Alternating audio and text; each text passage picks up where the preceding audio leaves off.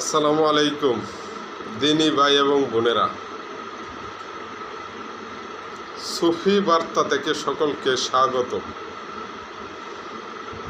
আল্লাহ পাক রব্বুল আলামিন আমাদেরকে বড় মায়া করে, মেহেরবানি করে,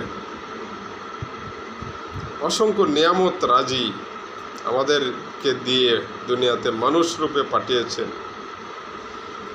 এটা আমাদের একটা অনেক বড় পাওয়া আল্লাহ পাকের কাছ থেকে, যিনি স্তরে স্তরে সপ্ত আকাশ সৃষ্টি করেছেন, নিচের আকাশ প্রদীপমালা দিয়ে সাজিয়েছেন, গ্রহ নক্ষত্র দিয়ে, সূর্যের মাধ্যমে দিন এবং রাত্রির ব্যবস্থা করেছেন, দিয়েছেন সমস্ত জীবন উপকরণ,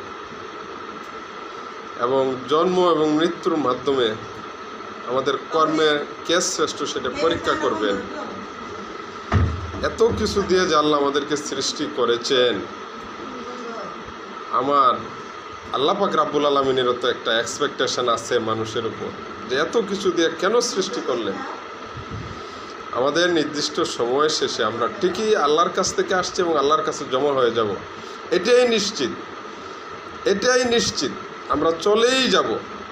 কিন্তু পৃথিবীতে সময় নষ্ট করার কোনো অধিকার আমাদের নাই। পৃথিবীটা আমাদের আর্নিং পয়েন্ট, এখানে আমরা শুধু অর্জন করব। আখিরাতে শুধু হয় জান্নাতে যাব, না হয় জাহান্নামে যাব। মারা যাওয়ার পরে আমাদের আর কোনো কাজ নাই, রেস্ট, হয় আগুন না হলে ওয়েলফেয়ার। সুতরাং পৃথিবীর যে হায়াতে জিন্দেগিটা আমরা পেয়েছি, এই সময় আমাদের কারো যেন নষ্ট না হয়। কোনো কাজ নাই, হয় মানুষের উপকারের চিন্তা করব, না হলে জিকির আসকার করব, সময় নষ্ট করব না। পৃথিবী আর্নিং পয়েন্ট, এখানে অর্জন করার জায়গা। মারা যাওয়ার পরে আমাদের আর কোনো কাজ নাই। সুতরাং আমরা সময়ের সঠিক ব্যবহার যাতে সবাই করতে পারি, আল্লাহ তাআলা যাতে আমাদেরকে তৌফিক এনায়েত করে।